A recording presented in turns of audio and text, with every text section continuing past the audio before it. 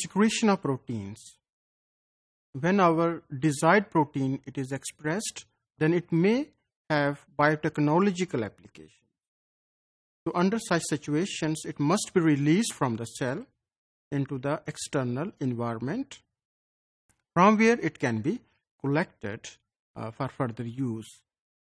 So for this purpose, microbes must have efficient transportation system so that when protein it is being synthesized within the cytoplasm, then it must be efficiently transported across the inner or outer membrane of microbes. The host organism, as I quoted number of times that, for example, if it is E. coli, it is a type of gram-negative bacteria. If we have a look on its structure, then this host organism, it contains two membrane system. First membrane, it is called as inner membrane or cytoplasmic membrane, and after the cytoplasmic membrane on outer side, a cell wall is present, and then external to the cell wall, an additional membrane is present which is called as outer membrane. And the space between outer and inner membrane, it is called as periplasmic space. Now the expressed proteins, it can be transported from the cytoplasm to the periplasm, and then from the periplasmic space to outside the cell. And here different proteins, they again can assist in the process of transportation that we are going to discuss later on. At this moment, we can say that the universal mechanism that is important for the export of expressed proteins, it is called as General Export Pathway or GEP.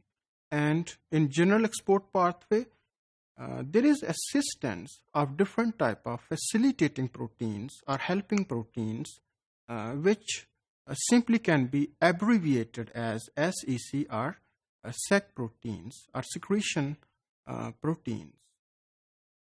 Now, during the process of GEP or General Export Pathway, proteins that are the substrate or target for export, they have a specific N-terminal signal sequence.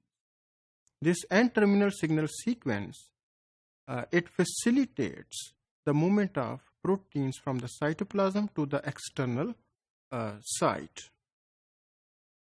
अगर हम ये देखें N-terminal signal sequence को, तो इसके हमें तीन major domains या पार्ट्स नजर आएंगे. इसका जो आउटर पार्ट है, N-terminus जिसे कहते हैं, it is positively charged. इसके बाद जो central domain है, it is hydrophobic in nature, so it contains most of the amino acids that are hydrophobic. And after that, there is a cleavage site for peptidase, because when proteins they are exported, their N-terminal signal sequence it is cleaved with the help of enzyme which is called as peptidase. So these are the three domain of N-terminal signal sequence, and overall we can say that कि ये जो N-terminal signal sequence है, ये protein की transportation में help करता है, specially उन प्रोटीन को जो कि साइटोप्लाज्म से बाहर की तरफ मूव करती हैं. ये तो सिचुएशन हो गई ऐसी प्रोटीन्स की जो कि नेटिव हैं, सिंगल एक्सप्रेस होती हैं. जैसे मैंने कहा कि बाज़ दफ़ा प्रोटीन्स अगर फ्यूज्ड फॉर्म में एक्सप्रेस हों, जिसको हम हाइब्रिड प्रोटीन्स कहते हैं या फ्यूजन प्रोटीन्स कहते हैं, तो इनकी स्टेबिलिटी कंपैरेटिवली ज़्यादा होती है.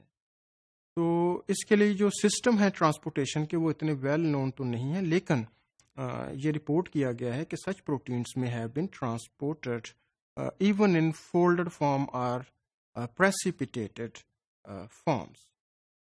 So, in this case again, different type of SEC proteins or SE proteins, they are involved in this process. The export of fusion protein, it was first time reported around 1978 when workers were able to report the transportation of such fusion proteins like the proinsulin from the rat along with some beta-lactamase enzyme. So such fusion proteins, they were exported successfully in case of E. coli. In addition to that, the transportation of the proteins across the cytoplasmic membrane, it may be interrupted by different type of proteases that are present. And so that especially when proteins, they are present in unfolded state. When they are in unfolded state, lack of tertiary structure, then proteases can target them and degrade them.